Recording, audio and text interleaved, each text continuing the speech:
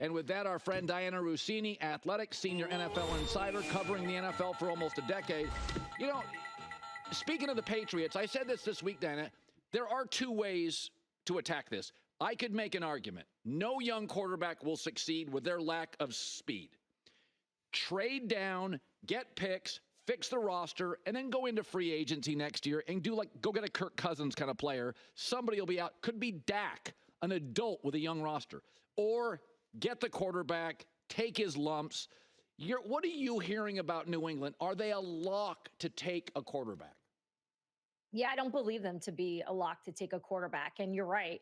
You can go both ways with this. Are they going to go the avenue of that slow rebuild, use another free agency to continue to build, maybe trade out of that spot to collect more picks, basically mirror what the Houston Texans have been doing the last few seasons, obviously with their GM there, and having that New England mindset as well. It wouldn't be very far-fetched for them to use that same blueprint. But we also know how owners work, and owners don't have a lot of patience. And Robert Kraft has had to sit through a lot of bad losing seasons of the last few years. And the idea of them wanting to go get a quarterback and believing that that's going to turn them around is certainly there. And Colin, even just going back to free agency, Mike Evans, great example. Quarterback that talked to New England, didn't feel that they were built well enough for him to go there if he were to then hit the free agency market. He obviously went back to Tampa Bay, but that was some of the philosophy there. They're just not ready now. And that's why they had a hard time really pulling in top receivers during free agency. So here they are now where they've got to make a decision. What route do they go? And I think patience would probably be the better choice for them, but I'm not really certain that's going to be the end game for them. You know, the J.J. McCarthy stuff, you always hear rumors in pro days. You always hear them in the combine. But this does feel a little more grabbable, palpable. Like it does feel like, I mean, Minnesota goes and gets a second number one. They get Darnold for a year. What is smoke? What is fire? I feel like there's something to the J.J. McCarthy talk. Do you? I don't. Okay, so this is how it works, right? So at the combine a couple weeks ago, it was all about Jalen Daniels, right? Everyone was talking about him. I couldn't have a conversation with the team without walking away with them, not even in the quarterback market, being blown away by him. He just won the combine. The owners' meeting was won by McCarthy. And I'm not really sure why. I mean, this is actually very predictable. It happens every year, right? One quarterback wins one week, another quarterback wins another. I'm just not buying that teams are truly in on him as a walk on the field, starter day one type quarterback. I see him as a type of quarterback, as you mentioned, with the Minnesota Vikings, for example, where, they bring in Sam Darnold on a 1-year, $10 million contract, knowing that they're going to need some time. Do I think J.J. McCarthy is on their board as their top quarterback, though, right now? I don't. We know that the Raiders, we know the Giants, we know the Vikings, we know the Broncos are all flirting with trying to move up and trying to get a quarterback. I don't think J.J. McCarthy is that guy for these teams.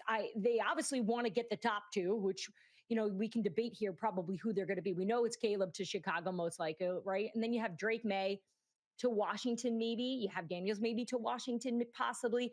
We heard over the owners' meetings that a lot of teams are discussing that Washington, and we just heard that perhaps he could wind up there with the Commanders. But teams are open for business. And I reported a few months ago that there are a lot of teams around the league who believe 4 quarterbacks can go at the top of this draft. And so many people thought that was insane that could happen. But I predict that that's most likely going to be the outcome here in this draft, knowing how absolutely hungry teams are for a quarterback. That doesn't mean there are 4 amazing quarterbacks, though, in this draft.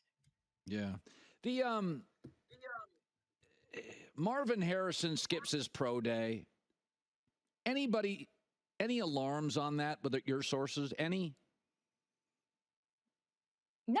So the way this works with pro days, they're really case by case. Whenever you talk to GMs and head coaches and even scouts around the league about the importance of these workouts and pro days, if you're playing at this level, teams know what you can do at this point. They've watched the film. All of this is so orchestrated for them to have success. If you're walking away from a workout going, that player wasn't that good, that's really bad.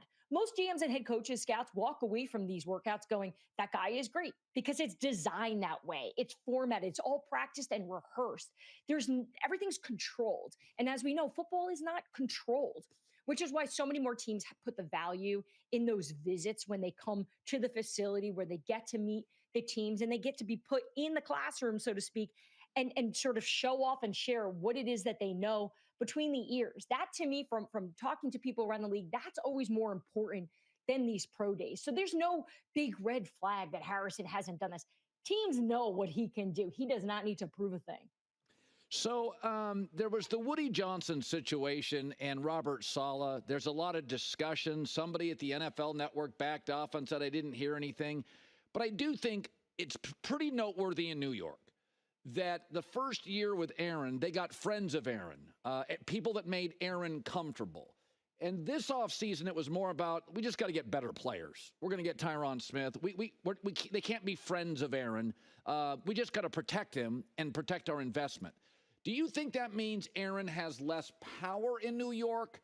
And that, listen, it didn't work. It was embarrassing for everybody involved. Like, where are they? Aaron has said, I'll play 3 or 4 years. Then he's a vice presidential nominee, which I didn't really buy, but whatever, it's a story. Where are we with the Jets? You know, when there's rumors about stuff, there's usually a shred of truth to the Saleh Woody Johnson thing. What did you make of the whole story?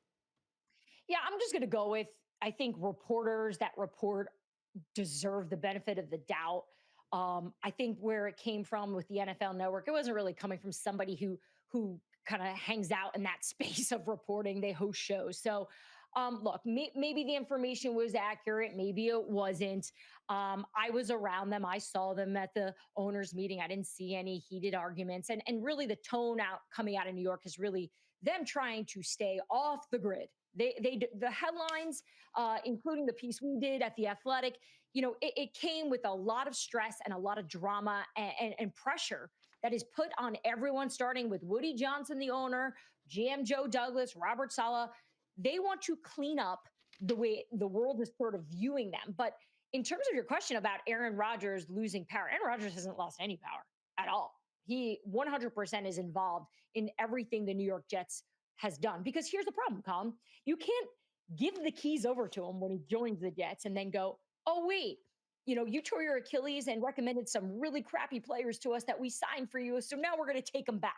No, that's not part of the deal. He's still Aaron Rodgers. And if he's going to return from this injury healthy and he's going to be able to play at a high level, the power is naturally just going to be there. He still had a lot of really good effect on that locker room and that building when things were going well. Remember training camp? I jumped on the show with you talking about it was almost overwhelming how pumped up this Jets team was in terms of the excitement. And I don't think that's going to be the case this year. I think this team really learned from a lot of their mistakes this past season and how to try to manage the PR, because it was obviously a very dysfunctional organization this past year, but they're doing everything to correct it. From all the conversations I've had, they're really trying to cut off communication with the media and really try to stick to their business. And look, you mentioned some of these signings. Look, they made some decent signings on paper, but it's going to be about health. These are guys that have had injuries that are coming off injury. We don't know. If they can stay healthy, though, they can protect Aaron Rodgers. This team can be successful. But I know if I was a Jets fan, I would certainly be a little conservative with that excitement and hold back a bit. We kind of have a sense who needs a quarterback. The Bears are going to take one. The Commanders are going to take one. Patriots probably take one. I think Denver needs to take one. Seattle, I thought would, but Sam Howell, Geno, I'm not sure. I think Miami hasn't given Tua an extension. That's an interesting place for a Penix or a Bo Nix later. The one team, Raiders probably have to make a move.